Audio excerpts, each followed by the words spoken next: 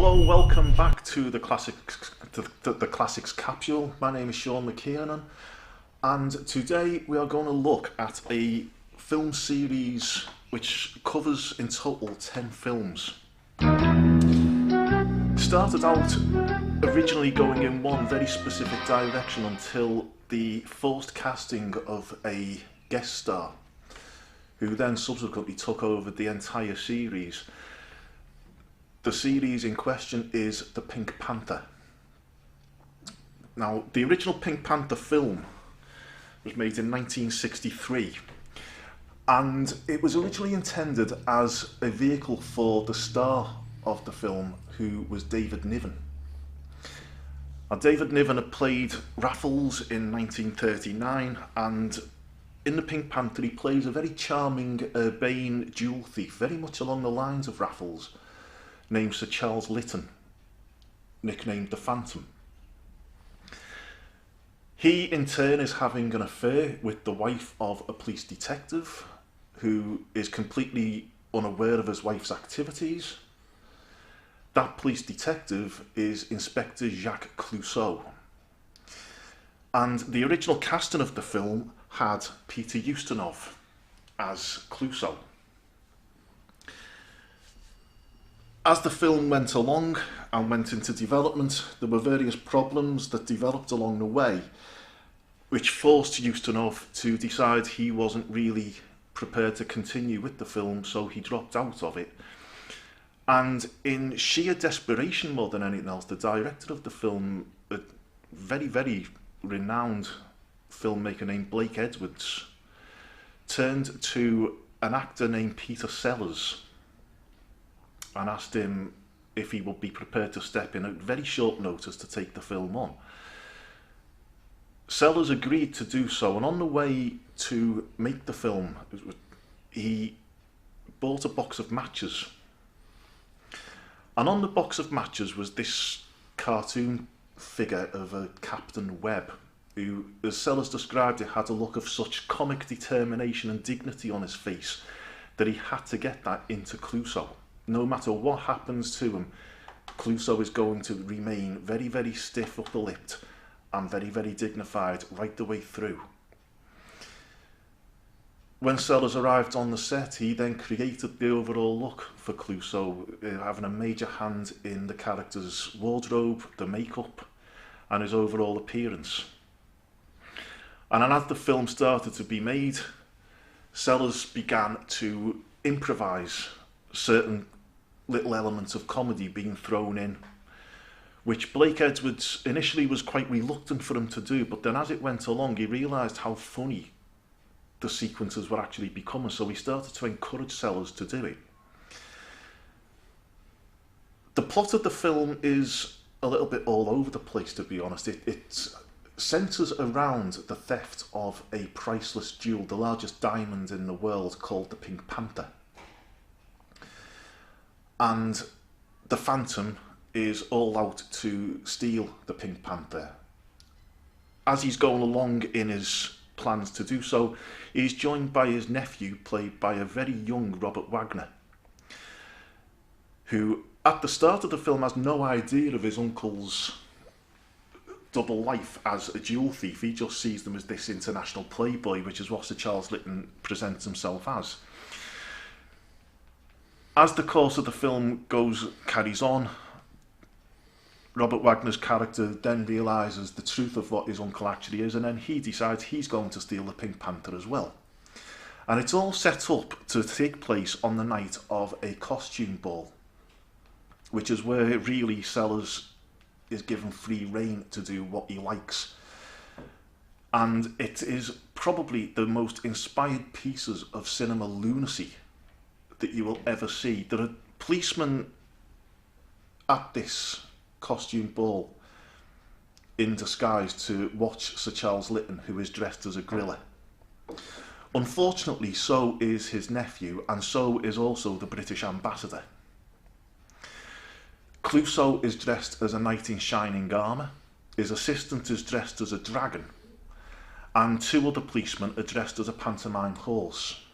And the first time you see them, they're drinking punch directly out of the punch bowl.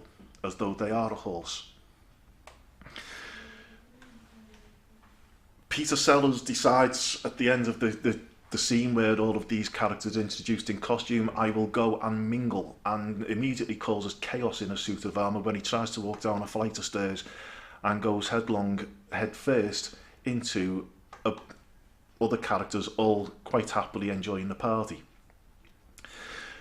The scene then cuts to both of the Phantoms trying to steal the jewel, which has already been stolen beforehand, and you've no idea who has done this. But that then provides a twist for the end of the film, because it actually turns out at the end of the film that Clouseau's wife has already stolen the thing and set the Phantom up. But then at the end of the film, she then decides she's going to set her husband up as well, but we'll come to that in a few moments. We get a shot of these two guerrillas both trying to break into a safe from either side of it, and the camera sees them in profile, and when they both open the safe and all they can see is the gorilla, the two of them then break the fourth wall and look directly into the camera in absolute amazement, and then back at each other. Then when they try to make their escape through the centre of Rome, you then get a scene where one of the locals comes out of a bar, and as he's trying to cross the road, he is presented with the sight of two cars both being driven by guerrillas, chased by a police car being driven by a dragon with a man in armour sat next to him. And as all these cars are zipping backwards and forwards and this poor chap's trying to cross the road, you then get this pantomime horse running down the road after all of them. The cars all crash, Sir Charles Lytton and his nephew are arrested and they stand trial. But in the trial there is one prosecution witness called, and that is Jacques Clouseau. And when he's being questioned in a cameo appearance as the barrister by John Le Mesurier, who went on to great fame for the BBC in Dad's Army, he pulls a handkerchief out of his pocket and immediately produces the Pink Panther. And Clouseau is then arrested on the spot and charged with being the Phantom and taken off to jail. Now, that is where the story of Inspector Clouseau was supposed to finish. It was supposed to be a one-off film and was supposed to be a vehicle for David Niven. However, when the film was released, the viewing public and the studios and the Mirish Corporation who actually produced the film all realised that they had a major hit on their hands with Peter Sellers as Clouseau. Peter Sellers, in the meantime, before he made the Pink Panther, had signed to do a film adaptation of a stage play which was based on a French story named L'Idiot. And when he saw the script for this, he really wasn't very happy and he really did not want to do it. So he went off to the producers, again, who were the Mirish Corporation, who gave the script to Blake Edwards and asked him would he be prepared to take over the directorship of it, and he initially turned it down. And the condition that he laid down for doing it was that he was given clearance to rewrite the thing completely and make the central character Inspector Clouseau. And when this was suggested to Sellers, he jumped at the idea and thought, yeah, what a fantastic idea. And the film became the second Pink Panther film, which was a shot in the dark. Now, the Pink Panther diamond doesn't actually feature at all. The onus is very much on Peter Sellers. And the storyline, such as it is that there is a murder takes place in a mansion.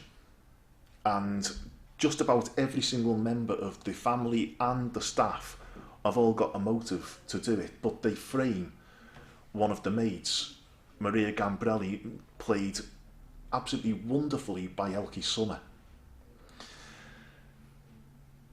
Clouseau is assigned to the case, and this is the film where Peter Sellers really starts going to town on creating the sort of image of Inspector Clouseau. The exaggerated accent appears for the first time. The very strange pronunciation of words with the exaggerated French accent starts coming out. And you get set pieces that run the whole way through the film. The very first one, within minutes of Clouseau first appearing, where he gets out of his car, shuts the door, and promptly falls backwards into a pond behind him.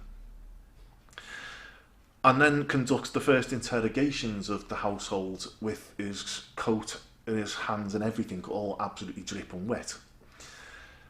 He then manages to set fire to his coat while he's still wearing it and falls out of a window while he is trying to get the coat off. At which point his superior officer arrives, Inspector Dreyfus, quite wonderfully played by Herbert Lom, who, during the course of the film, there are various attempts made on Clouseau's life.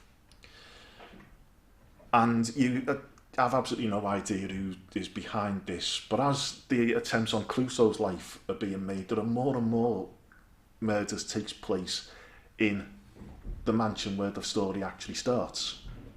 And each time Clouseau has released Maria Gambrelli, and each time she is found on the scene of the crime holding the murder weapon. We're also in this film introduced to the wonderful Bert Kwok as Cato Fung, Clouseau's manservant and genuine comic foil. Now, Cato, his main foil in the film, his main sort of role in the film is to basically just have seven bells beaten out of him any time he appears. And in all honesty, you probably would not be allowed to make the film in today's health and safety society. Certainly not the way it was made in those days. There is one incredibly brutal scene where Cato has been knocked senseless by Clouseau and is then dragged by his ankles through their apartment and down a flight of 4 steps. And you quite clearly see Bert Kwok's head smack every single step as they're going down. Now, I have to say, it is actually very, very funny the way it's done, but it's also just so incredibly brutal and so incredibly dangerous. You watch it and think, you know, you just could not do that today. The film progresses and you finish up with a sequence where he is trying to do a sort of Poirot style reveal of who the murderer actually is at the very end of it. And the build up to it starts off with him and his assistant, who is played by Graham Stark, making his first appearance in the Clouseau films as well, trying to synchronise their watches. And when they eventually manage to do that, you then have Clouseau going into the room and his assistant goes into the cellar to turn the lights off at a predetermined point. However, just when he's supposed to be turning the lights off, there's a phone call for Clouseau, and when he answers it, it's his assistant asking him what's the time, because his watch has stopped again.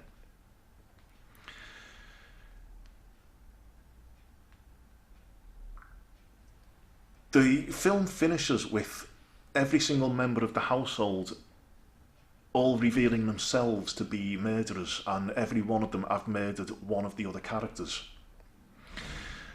And the whole thing degenerates into a huge shouting match, at which point Clouseau tries very, very hard to re-establish the control that he has now lost completely of this situation. And he positions himself to do it where he puts himself directly with his back to camera. And you're sitting watching thinking, why has he done that? Because you now can't actually see what's going on. All you can hear is the voices. And after a couple of seconds, he turns around and just glares into the camera with such impotent rage at what is going on, and he's just lost all control. It is one of the biggest laughs in the entire film.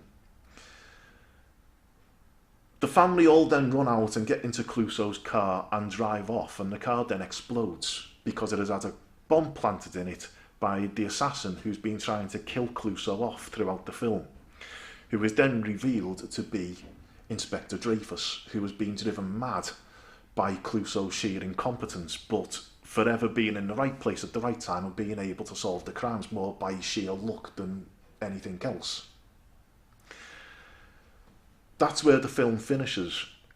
And on the ending of the film, Peter Sellers and Blake Edwards swore they would never work with each other again because they had fallen out so badly during the making of this film that Sellers thought Edwards was totally inflexible and Edwards thought Sellers was certifiable. And the two of them just swore blind they would never ever ever work with each other again, which posed a problem for the Mirish Corporation because they wanted more Inspector Clouseau. And 2 years later, they produced another film, which Blake Edwards refused point blank to have anything to do with, as did Peter Sellers, because he had had more than enough of playing Clouseau by this particular point in time. Clouseau was then recast with Alan Arkin taking on the role. And in all fairness to him, he actually doesn't do that bad a job. The only problem he has, and the film has as a whole, is there are a lot of sequences and a lot of scenes where Clouseau just stands there. And it's where you really miss Peter Sellers in the role, because Sellers is never still. He's always looking for the next joke that he can do. He's always looking for the next thing that he can create. And you never know from 1 minute to the next what is actually going to happen. In the Alan Arkin film, you watch it when he's on screen waiting for something to happen, and it never does.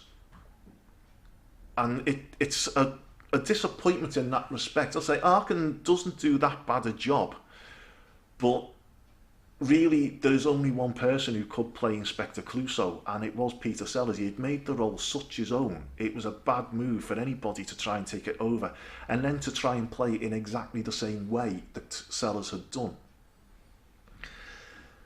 After Inspector Clouseau, the films then entered something of a hiatus. There was no more Pink Panther or Clouseau films until 1975. By which point Sellers and Blake Edwards had reconciled the differences and were quite prepared to work together again. Sellers was very reluctant to actually take on the role of Clouseau again, and when Blake Edwards presented the film, Universal Artists, who were the Mirish Corporation's distribution partners, rejected it and refused to make it, which then immediately gave Blake Edwards a major problem, because he had a script and he had a star sort of in agreement to do it, but he had no money. So Lou Grade then stepped in, and he agreed to finance the film on the condition that Peter Sellers did return as Clouseau. Now, Peter Sellers was convinced throughout his life that he was actually haunted by a music hall comedian named Dan Leno, who died in 1904. And to the day he died, Peter Sellers claimed that Dan Leno had visited him and told him he should return as Clouseau. And that's the only reason that he actually agreed to go back to make the return of the Pink Panther. The Phantom makes a reappearance in this film, on this occasion played by Christopher Plummer. He of the absolutely god-awful trite musical films of the 1950s and 1960s, which he doesn't like to be reminded of. David Niven was unavailable to make the film. He was committed to making Paper Tiger at the time, so he wasn't able to make this film. The Phantom is married in Return of the Pink Panther, and his wife is played by Catherine Schell, who was a star of the Lou Grade funded television series Space 1999 at roughly the same time as this film was in production. And it's the Return of the Pink Panther is noticeable mainly for the number of times Catherine Schell corpses on screen at Peter Sellers' antics. Now, Sellers had a reputation for trying to make his co-stars laugh, and he's so successful with Catherine Schell that she actually corpses twice. Once when he's actually trying to gain entrance to the house when he's dressed as a telephone repairman, And his antics were trying to get through the door and trying to stop a doorbell from ringing at the first part of the film, where she just completely dissolves. The second is later on in the film, when he tries to seduce her as a sort of French-Italian playboy who he calls himself Guy Gadois. And she actually laughs that much. She actually chokes on the drink. She takes a drink to try and hide the fact that she's laughing, and chokes as she does it. And the scene has to actually cut just as she starts to choke. It turns out at the end of the film that it's not actually the Phantom who has stolen the Pink Panther this time. It is his wife who has stolen it, because she is convinced that her husband is bored in his life of retirement, and so if she steals the diamonds, it will coax him back into his life of crime. And as all of that is being played out, an assassin immediately starts trying to shoot Clouseau in the hotel room, and the assassin with the rifle is subsequently turns out to be Inspector Dreyfus, who is then committed to a lunatic asylum, which is where the film finishes, with him in a padded cell writing the end on the wall in a crayon with his feet, because he's in a straitjacket. Now this is where the series starts to take a very, very strange turn, because Blake Edwards at this point wanted to launch Clouseau and the Pink Panther and the Phantom as a television series. And he wrote a script accordingly to launch that, which none of the television studios either in America or Britain would touch. However, what was wanted was another Pink Panther film. So Blake Edwards very, very wisely went back to the film that he had written for the television. And The Pink Panther Strikes Again was born. And it is the only one of the films which directly follows on from its predecessor. The film starts in the lunatic asylum where Dreyfus has now been rehabilitated. It's set 3 years after the events of Return of the Pink Panther. And Dreyfus has apparently been completely rehabilitated until a disastrous visit from the now Chief Inspector, Hercule Clouseau, or Jacques Clouseau, sorry. The result of which Dreyfus doesn't so much become insane as completely, totally, utterly unhinged. And Herbert Lom, you can tell every single scene he's in is having such a good time, just being able to go so over the top with what he's doing. It is an absolute joyous film from start to finish. He ends up hiring a team of assassins to kill Clouseau, who turn out to be as inept as Clouseau is in their attempts to kill him. And all of them all get killed one by one as a result of their own incompetence, more than Clouseau's intelligence at being able to foil them. The main assassin, who you don't see until the very end of this entire sequence, is an uncredited cameo by a very, very major film star in Omar Sharif, who is convinced he has actually managed to kill Clouseau because he kills one of the assassins who was dressed up as Clouseau in order to gain access to his hotel room in Bavaria. That news reaches Dreyfus. Dreyfus is absolutely ecstatic, but then develops a toothache, which then gives Peter Sellers the opportunity to make Herbert Lom corpse during the course of the end of the film, when he dresses as a very, very old German dentist, and then tries to pull out the tooth that Herbert Lom has damaged. And the start of it is he gives them laughing gas, and then starts to breathe the laughing gas himself. The two of them end up virtually on the floor in hysterical laughter, just with the antics of the two of them. The film finishes with Dreyfus apparently dying, being hit by a obliteration ray which causes whatever it hits to completely vanish, and Dreyfus gets caught up in this. And again, you think that must now be the end for the Pink Panther and Inspector Clouseau, because there's, like, Dreyfus is gone. That's the end of it. The film itself is actually very, very sad in a way, in that a lot of the scenes Peter Sellers has to have a body double. His health was not particularly robust at the time. He had quite serious heart problems, and a lot of the scenes are actually done by his stunt double.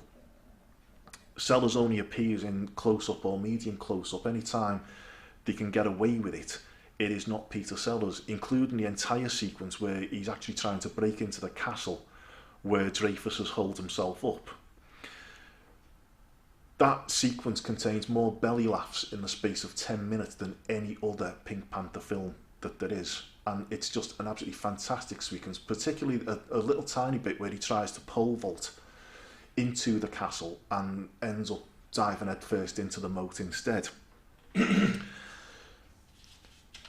Despite the fact that Dreyfus has apparently been killed off, in 1978 we get The Revenge of the Pink Panther. And the plot of this, Clouseau is apparently assassinated by a major criminal organisation, and Dreyfus is assigned to investigate the crime. There's no explanation as to how Dreyfus is suddenly magically rehabilitated from his out-and-out lunacy, or how he's actually being resurrected again. He's just suddenly back. And he tries very hard to investigate who was actually murdered Clouseau, when in actual fact he actually wants to absolutely worship them because he still despises the man. Clouseau, of course, isn't dead, and Peter Sellers spends a lot of the first part of the film in a series of disguises, the climax of which is with him dressed as a priest at his own funeral, where he reveals himself to Dreyfus, who promptly faints and falls into Clouseau's grave and then goes completely, totally, utterly stark raving bonkers again. He then starts to chase Clouseau as much as the assassins are chasing after him, and it all finishes with a climax in a Hong Kong firework factory, where Dreyfus manages to set off the entire contents of the factory, while there's no end of slapstick going on, while all these fireworks are all going off all over.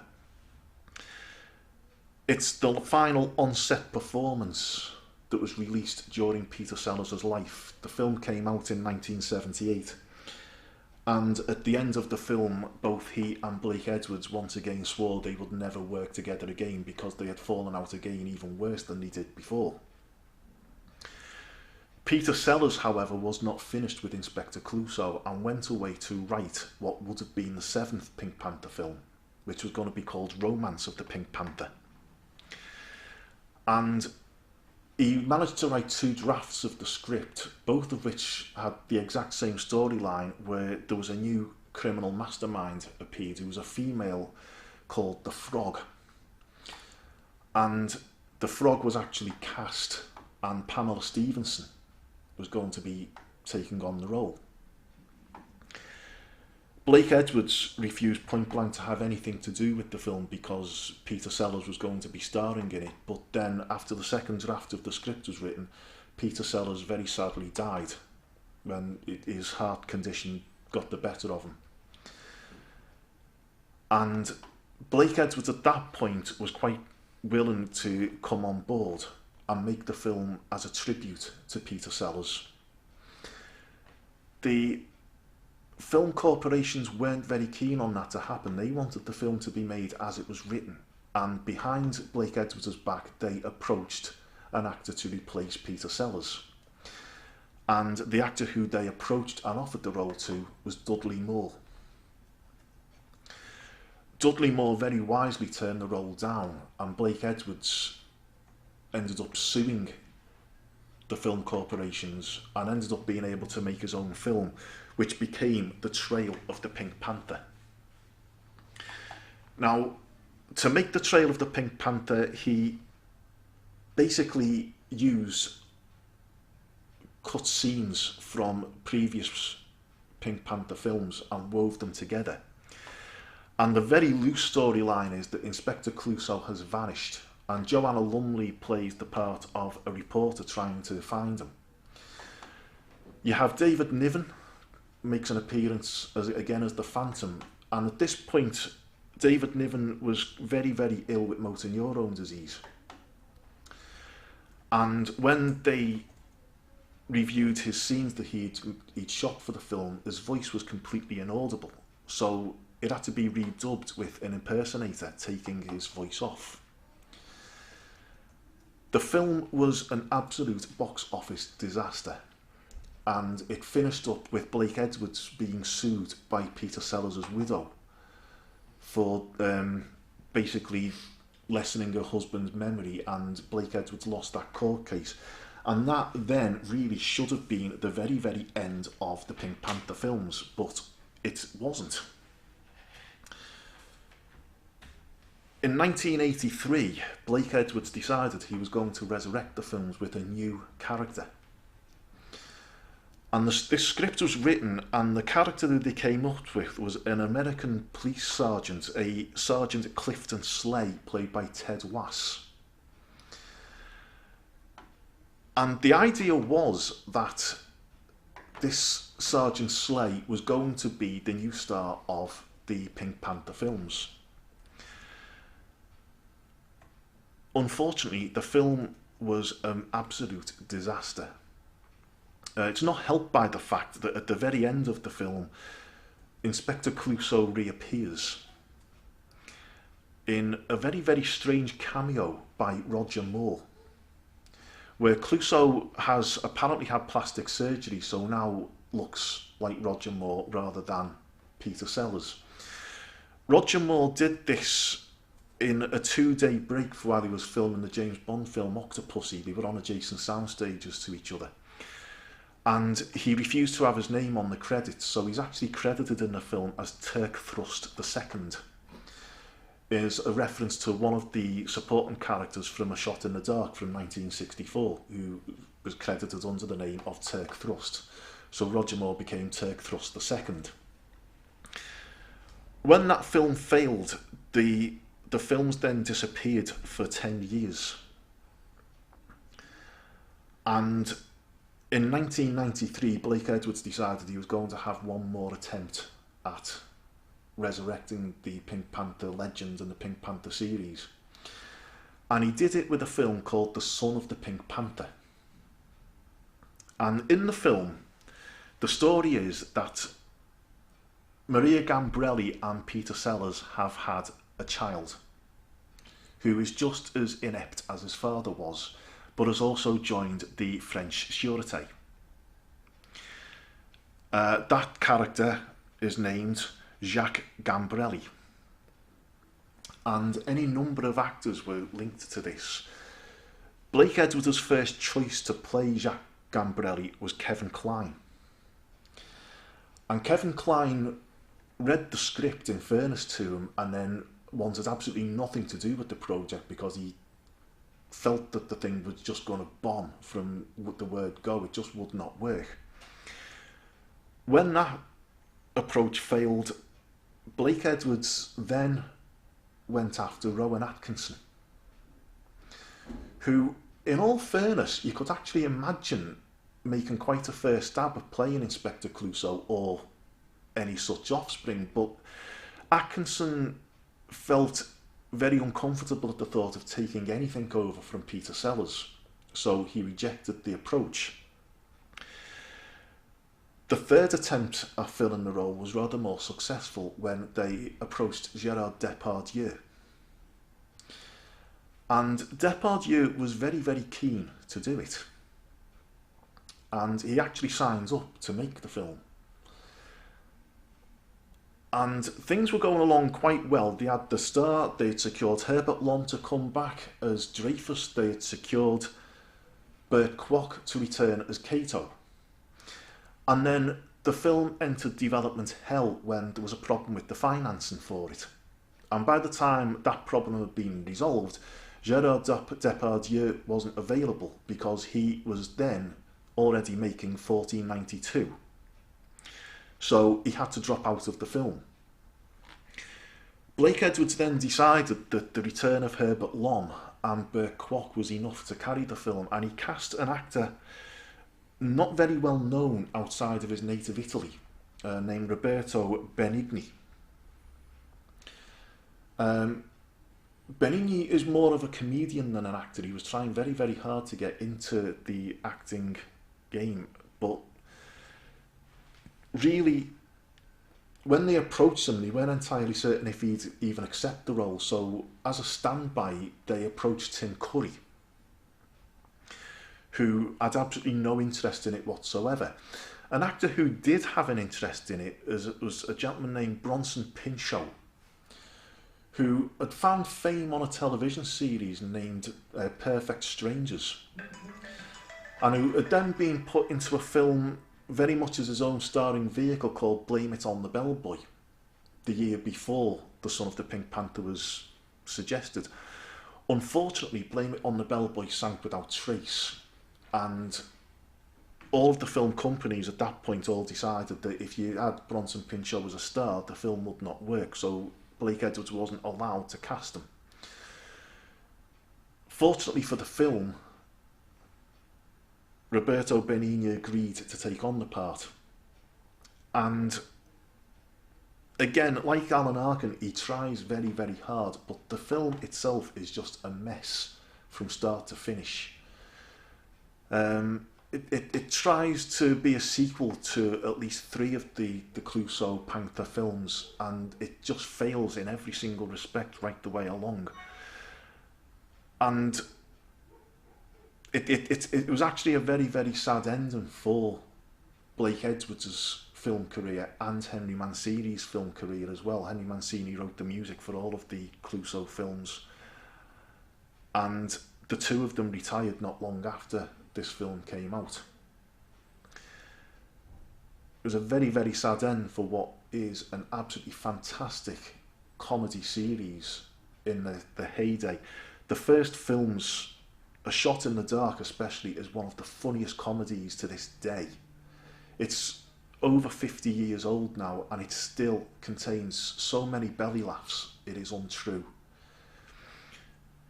Return of the Pink Panther, some of the set pieces in that, some of Clouseau's inspired lunacy in that are just brilliant. Pink Panther Strikes Again and Revenge of the Pink Panther, both the same. It's a great shame that Blake Edwards tried to draw more and more life out of the series when really it should have really been allowed to die with Peter Sellers. No one could replace Peter Sellers as Clouseau, which is ironic when you consider that he wasn't the first choice to play the role. But if he hadn't, then we would have been deprived so many absolute classic comedy films. This is Sean McKeon, and signing off until next time when the monsters are coming.